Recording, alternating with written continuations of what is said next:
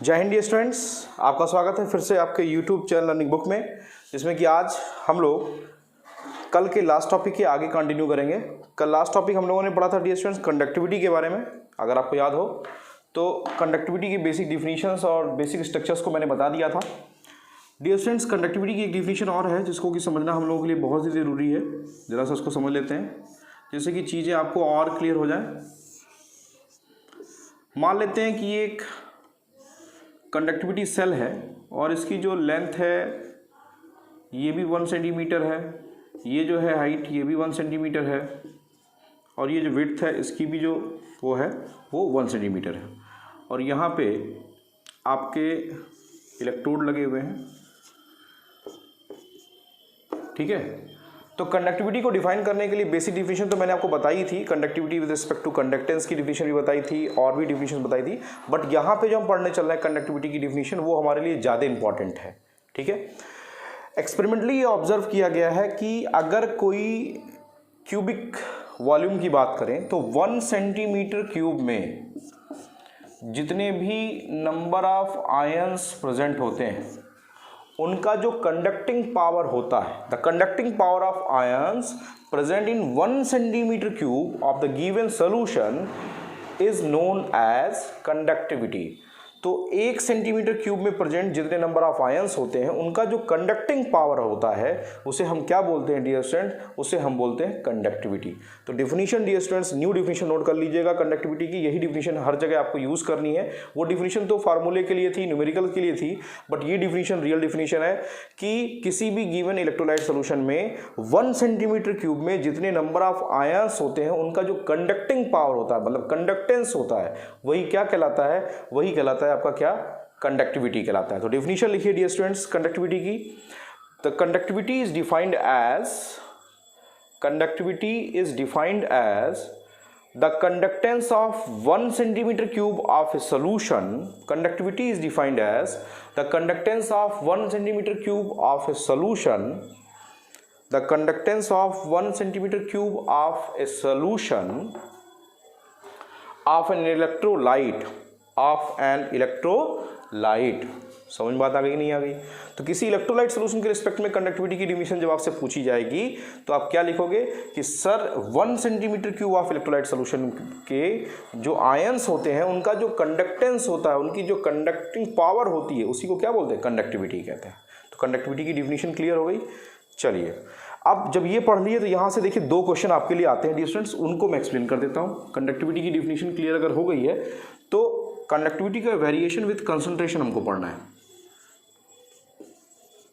Conductivity variation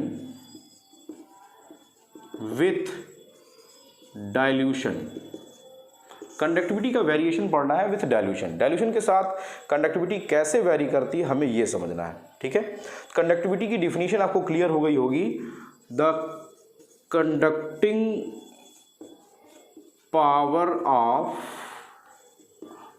ions present in 1 centimetre cube of a solution of an electrolyte।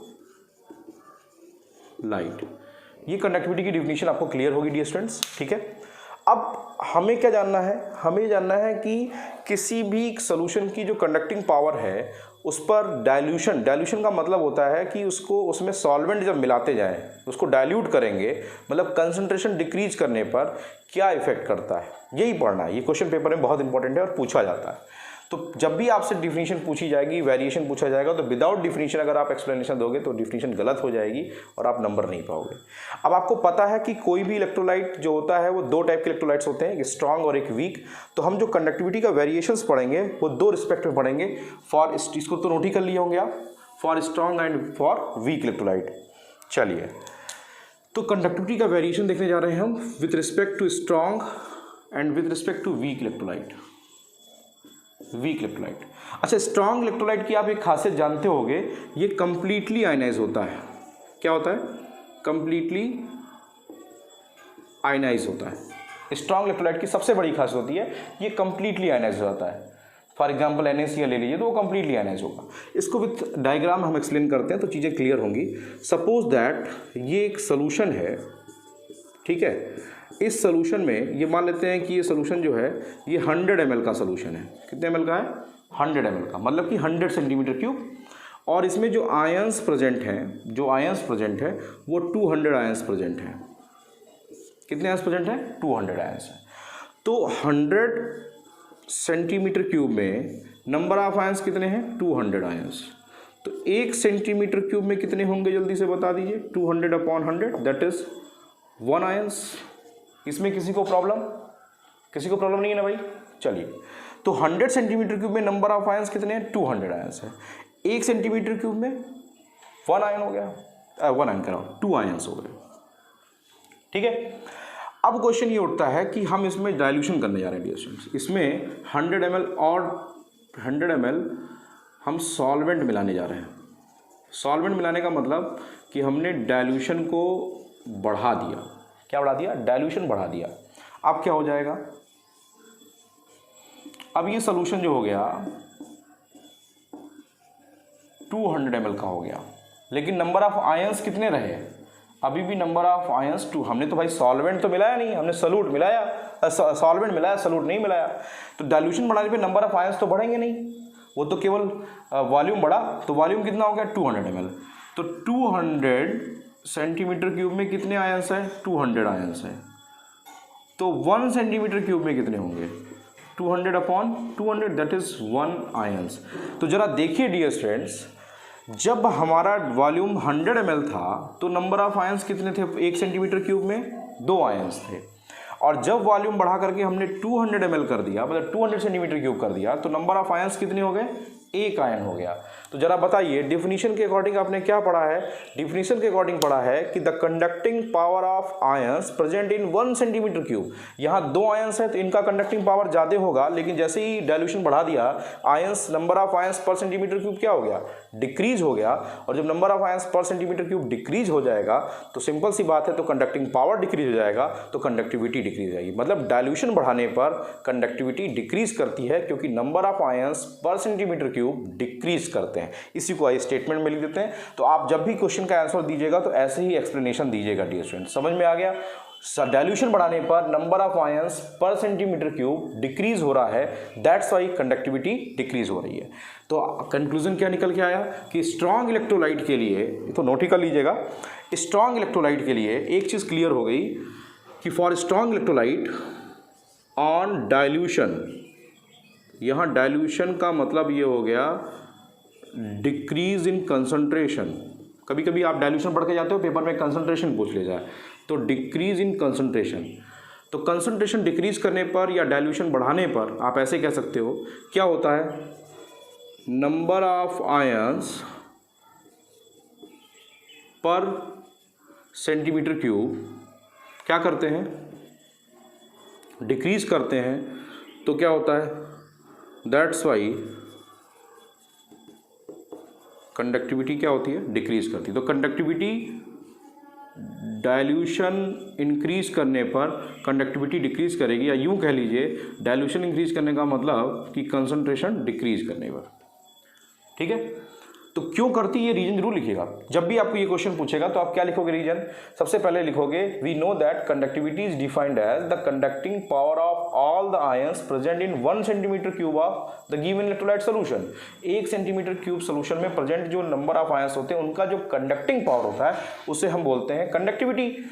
अब क्योंकि strong electrolyte पहले से completely आने थे, जब उसको हम क्या करते हैं? डिसॉल्व करते हैं, तो number of ions per centimetre cube जो होता है, डाइल्यूशन बढ़ाते हैं मतलब कंसंट्रेशन डिक्रीज करते हैं, तो number of ions per centimetre cube decrease करते हैं, that's why conducting power decrease होगा, तो कंडक्टिविटी डिक्रीज हो जाएगी।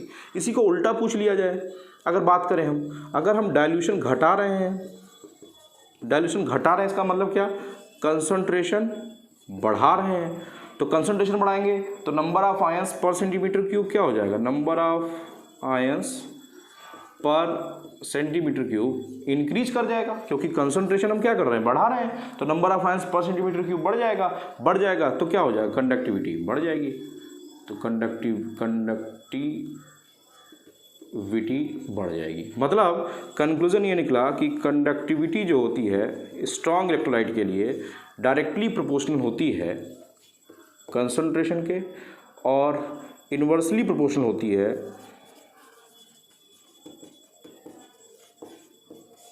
डाइल्यूशन के। ये पॉइंट आप नोट करिएगा। ये कब हो गया? स्ट्रॉन्ग इलेक्ट्रोलाइट के लिए। किसी को प्रॉब्लम? आई होप कि चीज़ें क्लियर हो गई होंगी। आंसर लिख लोगे। यहाँ पे number of ions per centimetre cube बढ़ेगा, कंडक्टिंग पावर बढ़ेगा, कंडक्टिविटी बढ़ जाएगी। यहाँ number of ions per centimetre cube decrease होगा, conducting power number of ions per centimetre cube decrease होगा तो कंडक्टिंग पावर डिक्रीज होगा तो कंडक्टिविटी डिक्रीज जाएगी। समझ में आ गया? कोई प्रॉब्लम? चलो वेरी गुड। तो स्ट्रॉन्ग के लिए तो क्लियर हो गया, कोई दिक्कत नहीं ना। चलिए अब वीक के लिए देखते हैं। वीक इलेक्ट्रोलाइट की आप खासी जानते होंगे डियर स्टूडेंट्स कि जो वीक इलेक्ट्रोलाइट होते हैं, इलेक्ट्रोलाइट जैसे कि एसिटिक एसिड मान लेते हैं, वो कंप्लीटली आयनाइज नहीं होता, इनकम्प्लीट आयनाइजेशन होता है। इनका क्या होता है? इनकम्प्लीट आयनाइजेशन होता है। तो इनका अगर इनकम्प्लीट आयनाइजेशन होगा तो क्या होगा? चलिए देखते हैं। ये 100 ml सोल्यूशन था, इसमें number of ions per centimetre cube मान लेते हैं 80 थे, 80 आयंस थे। ठीक है, ये मान लेते हैं वीक इलेक्ट्रोलाइट है CH3COOH। जैसे ही हम क्या करते हैं CH3COOH का डाइल्यूशन बढ़ाते हैं तो ये आयनाइजेशन इसका बढ़ जाता है। ये आप जानते होंगे कि डाइल्यूशन बढ़ाने पर, अब इसको मान लीजिए हम 200 ml कर दिए, 200 ml। ठीक है, 200 ml करने पर या 200 ml यहाँ पर कर देंगे, डाइल्यूशन बढ़ा दिया, डाइल्यूशन इंक्रीज कर दिया तो क्या हो जाएगा?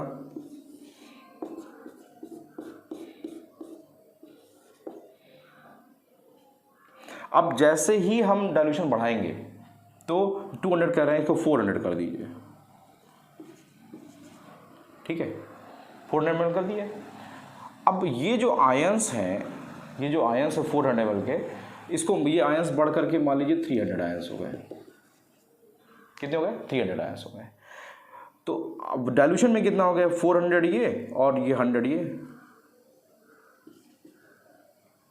या यूँ देख लीजिए कि 100 ml में ये 80 आयंस थे तो मान लेते हैं कि 400 किए तो ये जो हो गए, ये जो हो गए, ये हो गए 400 आयंस हो गए। कितने हो गए? 400 आयंस। और ये हो गया 500 ml। ठीक, तो ज़रा देखिए यहाँ पे 1 सेंटीमीटर क्यूब में नंबर ऑफ आयंस कितने हो गए? नंबर ऑफ आयंस, अगर आपसे 1 सेंटीमीटर क्यूब में नंबर ऑफ आयंस पूछेगा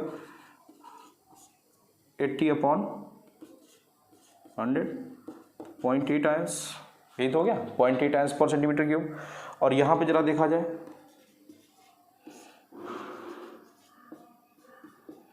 ठीक है, अब यहाँ पे अगर आयंस उस रेशियो में कहा जाए तो बढ़ जाएंगे, नहीं हो जाएंगे? इसको 5-4 इसको ये जान लीजिए कि डाइल्यूशन जितना ज़्यादा बढ़ाएंगे रेट ऑफ आयनाइजेशन बढ़ेगा। मैं उसी हिसाब से एक रेशियो लेते हैं, 450 हो गए, सपोज दैट 450 हो गए आयंस। ठीक है, तो 450 आयंस हो गए तो 450 का मतलब ये हो गया, ये कट गया। ठीक है, अप्रॉक्स जो होगा वो 0.9 हो जाएगा, अप्रॉक्स 0.9। तो नंबर ऑफ आयंस पहले 0.8 था और इसमें 0.9 हो गया। तो क्या हुआ? वीक इलेक्ट्रोलाइट के केस में क्योंकि डाइल्यूशन करने पर number of ions per centimetre cube बढ़ जाते हैं, क्योंकि on dilution degree of ionisation increase कर जाता है। ये दिमाग बैठा लीजिए, वीक इलेक्ट्रोलाइट का डिग्री ऑफ आयनाइजेशन इंक्रीज कर जाता है ऑन डाइल्यूशन। डाइल्यूट करने पर वो इंक्रीज कर जाता है, तो इंक्रीज कर जाएगा तो वैल्यू आपके सामने है। तो वीक इलेक्ट्रोलाइट के लिए ऑन डाइल्यूशन कंडक्टिविटी इंक्रीज कर जाती है, क्योंकि number of ions per centimetre cube बढ़ जाते हैं ऑन डाइल्यूशन, क्योंकि डिग्री ऑफ आयनाइजेशन बढ़ जाता है। ये जनरल ऑब्जर्वेशन है। लेकिन बोर्ड में अगर आपसे पूछ लिया, मान लीजिए कुछ नहीं पूछा, स्ट्रांग और वीक नहीं पूछा, आपको इसीलिए दोनों चीज़ बता दे रहा हूँ। अगर बोर्ड में पूछेगा तो पूछेगा what is the effect of dilution on conductivity या what is the effect of concentration on conductivity, अगर ये पूछ रहा है तो सिर्फ आप एक आंसर लिख के आओगे कि it will increases on increasing concentration and decreases on decreasing concentration और रीजन लिख के चले आओगे।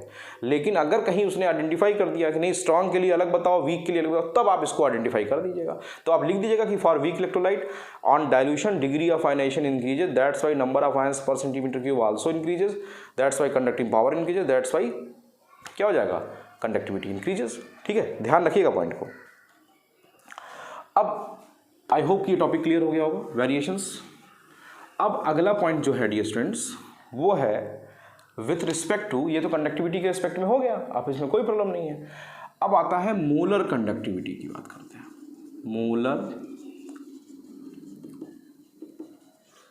मोलर कंडक्टिविटी की बात देखिए, अभी हमको दो कंडक्टिविटी पढ़नी है कंडक्टेंस में। इलेक्ट्रोलाइटिक कंडक्टेंस में दो चीज़ें हैं, एक है मोलर कंडक्टेंस और एक है इक्विवेलेंट कंडक्टेंस, तो दोनों के बारे में पढ़ना है। अब क्वेश्चन ये उठता है कि मोलर कंडक्टेंस किसे कहते हैं या मोलर कंडक्टिविटी किसे कहते हैं। अभी आपने देखा कंडक्टिविटी किसे कह रहे थे, 1 सेंटीमीटर क्यूब में प्रेजेंट आयंस का था। इसका क्या होगा कि 1 मोल आयंस का जो कंडक्टिंग पावर होता है किसी भी गिवन इलेक्ट्रोलाइट सोल्यूशन में, 1 मोल आयंस का जो कंडक्टिंग पावर होता है उसको बोलते हैं क्या, मोलर कंडक्टिविटी। तो जरा डिफिनीशन लिखिए मोलर कंडक्टिविटी की। Molar conductivity is defined as the conducting power of all the ions, produced by dissolving 1 mole of an electrolyte solution। 1 मोल के नीचे अंडरलाइन करिएगा, produced by dissolving 1 mole of an electrolyte solution, produced by dissolving 1 mole of an electrolyte solution. जरा बताओ, आपको अपने आप ही चीज़ें clear हो जानी चाहिए कि 1 मोल आयन का जो कंडक्टिंग पावर होता है उसी को हम क्या बोलते हैं, मोलर कंडक्टिविटी बोलते हैं। ठीक है, मोलर कंडक्टिविटी को डियर स्टूडेंट्स रिप्रेजेंट करते हैं लैम्डा एम से, और ये किस पे होता है, कप्पा अपॉन सी। अब यहाँ पे ये जो सी है डियर स्टूडेंट्स ये है मोल पर लीटर, तो मोल कितना लिया है 1 मोल, और वॉल्यूम कितना हो जाएगा वीएम हो जाएगा, भाई वी मोल है। तो इस वैल्यू को उठा करके यहाँ पुट अप कर दो, तो क्या हो जाएगा, lambda M is equal to kappa into 1 upon V M करोगे तो वी एम ऊपर चला जाएगा, तो ये क्या हो जाएगा वी एम। अब जरा ध्यान देने वाली बात है, यहाँ वी एम क्या रिप्रेजेंट कर रहा है ना, तो ये जान लीजिए कि वी एम जो है, V M is the volume है, ये वॉल्यूम है कि ऐसा वॉल्यूम है जिसमें कि 1 मोल आयंस प्रेजेंट है। Volume of the solution which contains 1 mole of ions, क्या है, volume of the solution which contains 1 mole of ions. ठीक है, 1 सेंटीमीटर क्यूब ये वॉल्यूम ऑफ द सोल्यूशन है जो कि कंटेन करता है 1 मोल ऑफ आयंस। क्लियर है। अब मान लीजिए 1 मोल नहीं है, m मोल है, तब क्या लिखेंगे इसकी जगह पे, तो आप फार्मूला पढ़े हो मोलरिटी का, मोलरिटी इज इक्वल टू होता है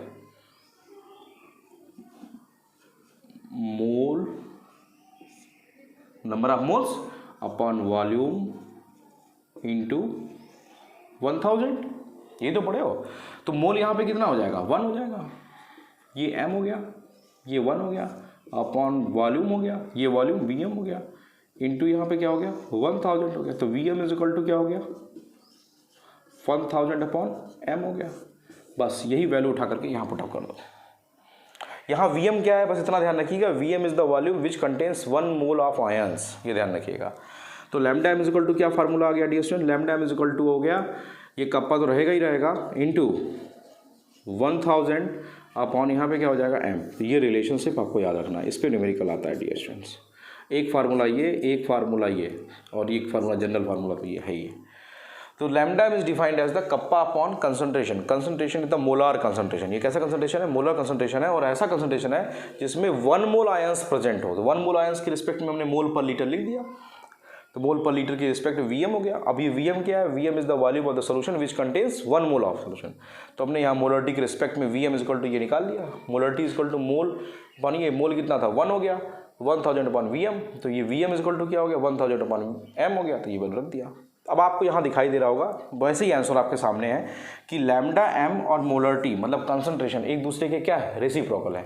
तो एक जनरल ऑब्जर्वेशन बता देता हूँ, बाकी मैं आपको वेरिएशंस बाद में बताऊंगा। लेकिन मोलर कंडक्टिविटी की डिफिनीशन क्या होती है बता दिया, the conducting power of ions present in A given electrolyte solution, वो भी कैसे आयंस, 1 मोल आयंस, किनका, 1 मोल आयंस का कंडक्टिंग पावर। ठीक है डियर स्टूडेंट्स, आपको दिखाई दे रहा है साफ साफ कि लैम्डा एम जो है वो मोलरिटी के रेसिप्रोकल है।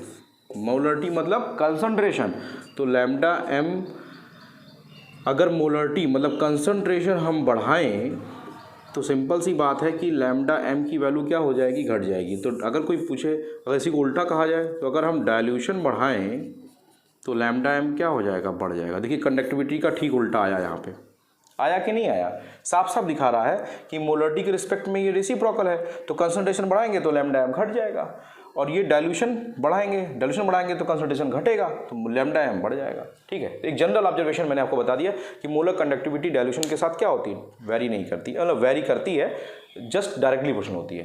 ठीक है, वहाँ कंडक्टिविटी के रिस्पेक्ट में ठीक उल्टा था। क्लियर है, क्यों है ऐसा समझ में आया, आपके सामने रिलेशनशिप है। तो ये फार्मूला याद रखिएगा, कप्पा इंटू 1000/m। ठीक है, और ये Vm का मतलब है the volume which contains 1 mole of ions. Clear हो गया। चलिए जैसा डिफिनीशन तो हो ही गया, इसकी जरा से यूनिट देख लेते हैं। लैम्डा इसकी मोलर कंडक्टिविटी की जरा से यूनिट देख लेते हैं। तो आई होप कि डियर स्टूडेंट्स आपको कंडक्टिविटी की यूनिट याद होगी, इसमें से कोई दिक्कत नहीं होगी, फिर भी देख लेते हैं। यूनिट ये नोट कर लिए हैं, अगर आपने इसको नोट कर लिया है तो ज़रा सा ध्यान दीजिएगा। ये lambda M is equal to kappa into 1000/m। Kappa की यूनिट साइमन सेंटीमीटर इनवर्स। ठीक है, और ये यहाँ पे ये वे तो 1000 का मतलब ही नहीं है, यहाँ पे हो जाएगा मोल पर लीटर, और लीटर का क्या होता है, centimetre cube.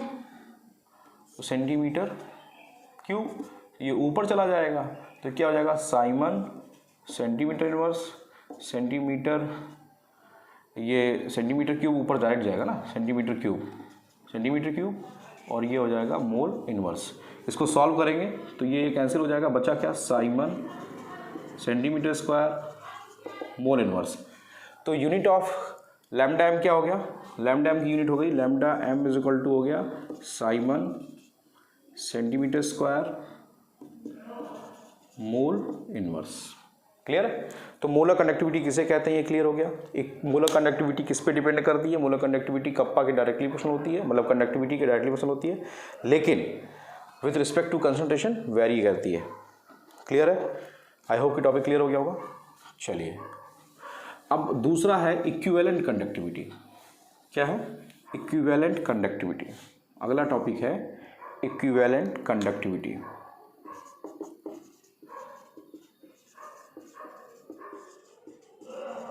Equivalent conductivity.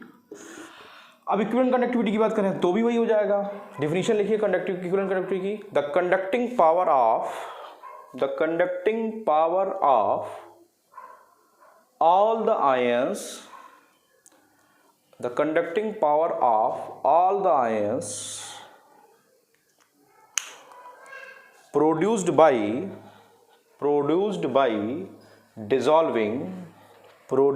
dissolving 1 gram equivalent, क्या होता है, 1 gram equivalent of an electrolyte in solution. Mark करिएगा 1 ग्राम इक्विवेलेंट, वहाँ पे 1 मोल था, यहाँ पे क्या है 1 ग्राम इक्विवेलेंट, मतलब नॉर्मलिटी की बात करेंगे तो फिर वही फार्मूला आ जाएगा, lambda EQ is equal to kappa upon यहाँ पे क्या हो जाएगा CEQ is the concentration with respect to gram equivalent. तो ग्राम इक्विवेलेंट के रिस्पेक्ट में आपको पता है कि मोलर नॉर्मलिटी की डिफिनीशन आपको पता है, तो CEQ इज इक्वल टू हो जाएगा 1 ग्राम है ना, तो 1 ग्राम अपॉन VEQ। तो जरा बताइए नॉर्मलिटी की डिफिनीशन क्या होती है, नंबर ऑफ मोल्स 1 हो गया इंटू 1000 अपॉन VEQ। ये VEQ क्या है, इसको आप देखिए रिलेशनशिप आ गया, lambda EQ is equal to kappa into CQ 1 upon EQ रखेंगे तो क्या हो जाएगा VEQ। एक तो फार्मूला ये आया, एक फार्मूला ये आया। ये फार्मूला क्या डिपेंड कर रहा है, that is the volume of solution containing 1 gram equivalent ions. कितना, 1 ग्राम इक्विवेलेंट आयंस। तो आप इसके पास फार्मूला आपके पास आ गया, V E Q is equal to हो गया 1000 अपॉन एन। तो इसका मतलब ये हो गया मोलर कंडक्टिविटी मोलरिटी से रिलेटेड थी और इक्विवेलेंट कंडक्टिविटी नॉर्मलिटी से रिलेटेड है। तो lambda E Q is equal to क्या आ गया dear students, lambda E Q तो ये आ ही गया, इसको वैल्यू उठा के यहाँ पुटअप कर दो। Lambda E Q is equal to हो गया कप्पा इंटू 1000 अपॉन एन। आ गया कि नहीं आ गया, आया ना भाई। इसकी यूनिट देखोगे तो इसकी यूनिट यही आएगी, साइमन सेंटीमीटर स्क्वायर। वहाँ मोल इनवर्स था, यहाँ पे क्या हो जाएगा, ग्राम इक्विवेलेंट इनवर्स। कहेंगे सर ग्राम इक्विवेलेंट क्यों कह रहे हो, भाई नॉर्मलिटी है ना, तो नॉर्मलिटी है तो ग्राम इक्विवेलेंट लिखेंगे, सिंपल सी बात है, ग्राम इक्विवेलेंट लिखेंगे। वॉल्यूम का सेंटीमीटर क्यूब होगा तो वो हो जाएगा सेंटीमीटर स्क्वायर हो जाएगा। तो इक्विवेलेंट कंडक्टिविटी क्या होता है, equivalent conductivity conducting power of all the ions present in 1 gram equivalent of ions का जो कंडक्टिंग पावर होता है उसे क्या बोलते हैं, ग्राम इक्विवेलेंट कंडक्टिविटी कहते हैं। इसका रिलेशन सी क्यू से C Q 1 upon E V Q, क्योंकि 1 ग्राम इक्विवेलेंट की बात किए थे, फिर नॉर्मलिटी के रिस्पेक्ट में डेफिनेशन लिख लिए, ये हो गया वैल्यू आ गई इस पे और वो। अब आपके पास दो रिलेशनशिप हैं डियर स्टूडेंट्स, आई होप ये तो नोट ही कर लिए होंगे यूनिट के बारे में। अब आपके पास दो रिलेशनशिप हैं, एक lambda M is equal to kappa into 1000 upon M और दूसरा है lambda E Q is equal to kappa into 1000 upon N. दोनों रिलेशनशिप के बेसिस पे आज का जो आपका होमवर्क है वो होमवर्क ये है कि आपको क्या करना है, आपको दोनों के बीच में रिलेशनशिप निकालना है, लैम्डा ई क्यू और लैम्डा एम और लैम्डा ई क्यू के बीच में। आज का आपका होमवर्क है ये, find out the relationship between lambda M and lambda E Q. कल मैं आपको लाइव क्लास में कोरलॉस लॉ पढ़ाऊंगा डिटेल में, जिससे कि आपका कॉन्सेप्ट क्लियर हो जाए, बहुत इंपॉर्टेंट लॉ है। तो कल हम लोग उसके बारे में पढ़ेंगे। मुझे लगता है यहाँ तक का टॉपिक एकदम से क्लियर हो गया होगा, कंडक्टिविटी के रिस्पेक्ट में, मोलर कंडक्टिविटी के रिस्पेक्ट में, इक्विवेलेंट कंडक्टिविटी क्या होती है, दोनों की वैल्यू की डिफरेंस, दोनों की यूनिटें याद रहेगा। ये रिलेशनशिप मुझे इवनिंग सेशन में चाहिए आपसे, ठीक है। Thanks for watching my video my dear students and thank you.